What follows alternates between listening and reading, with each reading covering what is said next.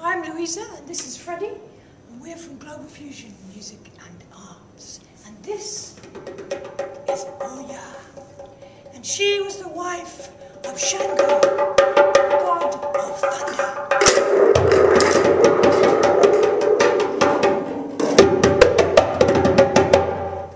Oya was known as a fierce warrior.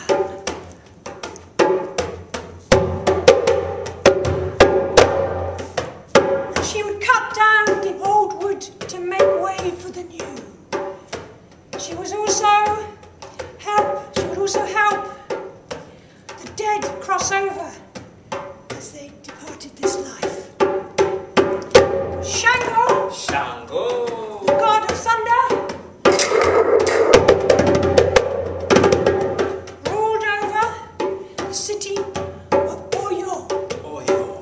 And this was the capital of a great, vast empire. And he had the power of thunder. He could hurl thunderbolts, and people feared him. But this wasn't enough for Shango.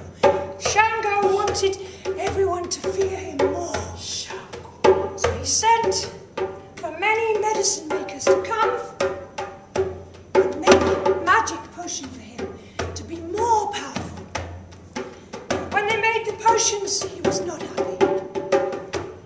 So he sent a messenger to Orisha Eshu. The messenger said to Eshu, "My master requires a medicine to make him more powerful than he is." And so Eshu says, "I can do this. I can make a magic potion. But what powers does Shango want with this potion?" So the messenger said, "Well, you know what potion to make, and so you know what powers Shango should have." So Eshu said, "Okay, you can return to Oyo, to your master, Shango.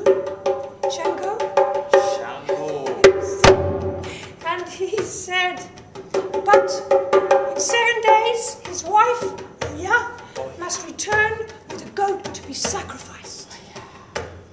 Meanwhile, he made up the potion and wrapped it in a leaf. And after 7 days, Oya came with the goat. And she gave him the potion. He gave her the potion. He gave her the potion and said, "This is a very powerful potion. Be very careful.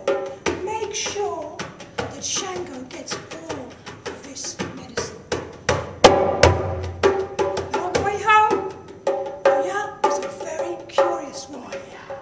So she opened up the package and said, "What harm could there be in me looking at the magic potion?"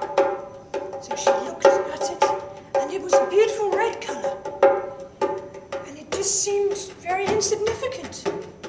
So she thought, what harm would there be in me tasting the potion? So she licked the potion. And she was very disappointed. Nothing happened. So she wrapped up the powder, put it back, and then she went on her way back to the city of Oya.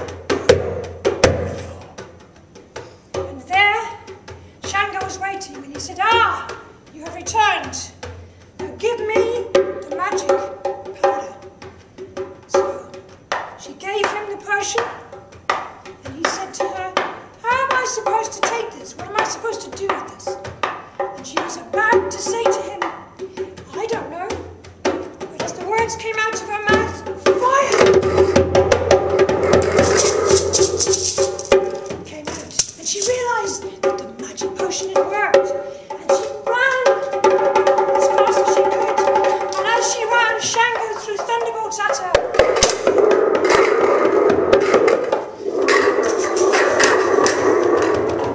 And she hid in a field of sheep, and he still carried on throwing the thunderbolts.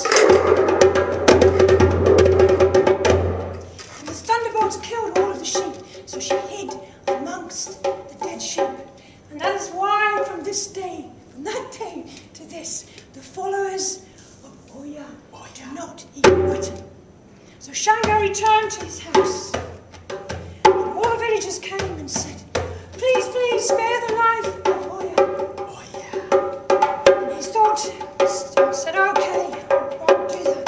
But still he didn't know what to do with the magic potion. So he went up into the mountains and opened it and just swallowed the powder. And as he returned, all the villagers came out. But as he spoke to them, he breathed fire. And his house caught alight, and then all the grain stores, until the whole city was destroyed by fire. Now this meant that everything had to be rebuilt. But they did this, and for a long time, Shango ruled. And he was very powerful and frightening. Shango.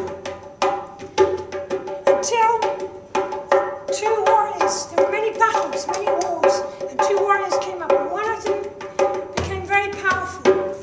And Shango was very jealous and tried to battle, put both of them against each other. And one of them chopped the head off of his friend. And he came and he chased Shango. He banished him out of Oyo. So off they went. Shango and his wife, Oyo.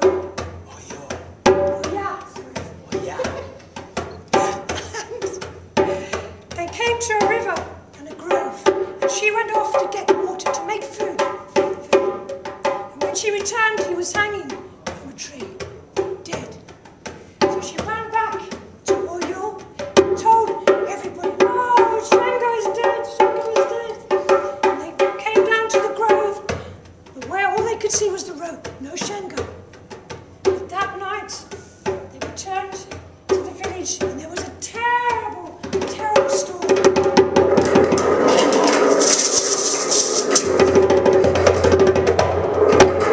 And Shango appeared in the sky and said, I am not gone. I have returned to the skies, and I will destroy any of my enemies. So Oyo was so distraught that her husband had gone. She went to the river Niger, and she swam, and she never returned. And she died in the river, and her spirit still lives on in the river Niger.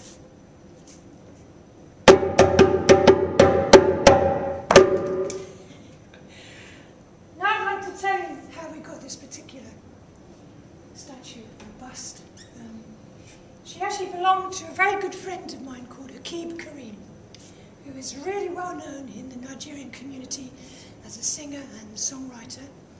And he was touring about 40 years ago with a song about Shango, the god of thunder. And he was in Oyo, the city, and the chief of at that time was so impressed with his vocal skills and his spirituality that she gave him this bust. And this had been handed down to her by her father, and then before that, her forefathers, as far back as they could remember. So we don't actually know how old she is. She's probably hundreds of years old. And a few years ago, Akib converted to Christianity, and he didn't want a symbol of pagan religion in his house. So, being a very good friend, he asked if I would look after her, because she has a value, beyond money. She's obviously very important. And because she knows that we respect African culture and we promote African cultures, and we have her, and we're very proud to loan her to the Greenwich Heritage Centre for Black History Month.